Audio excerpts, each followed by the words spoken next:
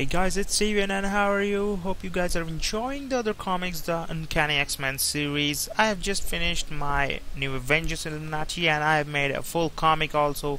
I hope you guys have enjoyed that one, and I can see lots of comments out there, but I miss more comments from my oldest that subscribers. I love those guys, and they used to comment in a pretty much of overwhelming way. That's a pretty great. Okay, let's go back to Avengers and X-Men Axis 3 review. The biggest shock for me for this one is IGN gave it overall a 5.8, wherever almost every time I have seen that a lot of guys gave a low review, but IGN gave them a good review. But this time IGN is really low, and other guys gave this issue 8 or 9 and everything. So what they are saying, let's go check it out in allcomic.com. Avengers and X-Men Axis has been a pretty good event so far. This of course was initially supposed to be an Uncanny Avengers, but the Marvel stuff liked it so much that they decided it should be made into an all-out event. They were right in their decision, because even though only 3 issues have passed, this has the makings to be the best line-wide series in quite some time. So when thinking of writers who have a grasp on multiple characters, surely Jonathan Hickman and Brian Michael Bendis come to mind, but hopefully Rick Remender is on your list too. His work on this series so far has been excellent, and he gives so many characters a good voice. In this issue alone, Deadpool, Carnage and Magneto stand out, but there were many more.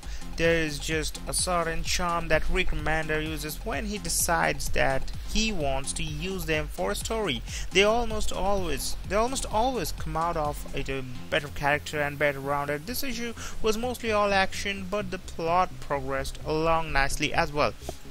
So in a few ways, cover by Jim Cheung and Justin Ponser and from the publishers, they also have done a great job. I think this is what I have really been enjoying from Axis so far, beyond the unity of the Avengers and the X-Men, but the unity of the storytelling, drawing from not just AVX but from other events, arcs, series altogether, truly unifying what we have seen from the Marvel Universe. Having for Remender and Axis side, the highlight of this issue is certainly the call upon the more notable villains to step up to the plate in an effort to take down Red Onslaught. And let me just say, they come much closer than our heroes did.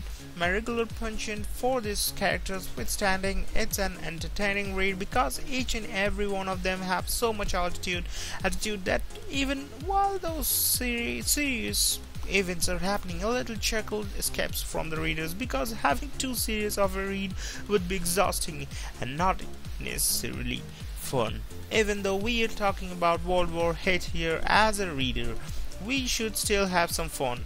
So that's a pretty much great thing that I love having from this issue. I really love it. And from comics, The Gathering, their also score is 9 out of 10. And even though we are still talking about AVX here, Axis takes these characters and pushes them beyond what we saw in AVX, or takes them back to where they need to be in the case for some others. An event like this also hasn't been stingy in the talent department, bringing in names like you into the mix who provide stunning panels of mutant. So that's been a great idea. So let's go back to this one. This has certainly been the best issue of Axis yet. I love the callbacks to some of the characters and their history with one another or otherwise. I love the spotlight on the villains and their sassy nature. I love that, and at the end there, I just really love when the X-Men are together. That's really pretty much of great fun, and I mostly like about this issue. Spoilers, the issue also brings back the heroes at the end, and this is where the judgment of the characterization gets trickier. Towards the end, everyone starts acting like a jackass or douchebag, almost completely resetting the book and characters to back where they were before the battle. It was rather annoying, but there is probably something to that given the tagline at the end and the mysterious spell that Doctor Doom warned cast to try and fix everything. I'm not going to call shenanigans on it yet, but it was troubling and frustrating when I read it. So, but almost there's a pretty much full of great ideas and great actions are in these comics we have seen till now, and that's a pretty much a good thing. And after that, okay, that's a bit of action. So as for the rest of the writing, what is there to really say? It's fine and gets the job done. The pacing feels better, though a bit padded and stretched out with some false dilemmas. The dialogue is better and with more personality to it instead of being really dull or just blending all together. The ending is rather annoying with how it seems to reset everyone to back to where they were before the comic started, though there may be a reason for that. At least the writing was much better, but the story isn't yet good enough to completely elevate it to where it should be. So finally, there is the artwork, and like I said, it's a million times better in Lilani Francis Yu's hands. It doesn't feel scratchy or unfinished. It's much cleaner, and the characters are much easier to tell apart from one another.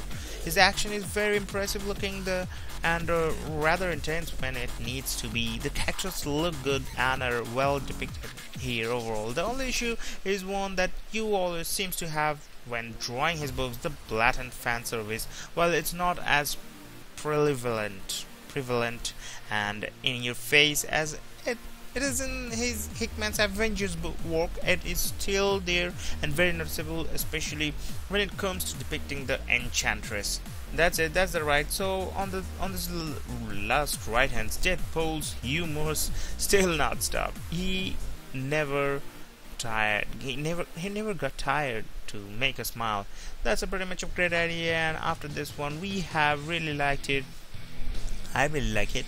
So overall the story is not much of bad and it's great. With beside the action, it's almost everything is covered up. Let's see what they're gonna do on this next issues or the upcoming events. Let's see what they're gonna do.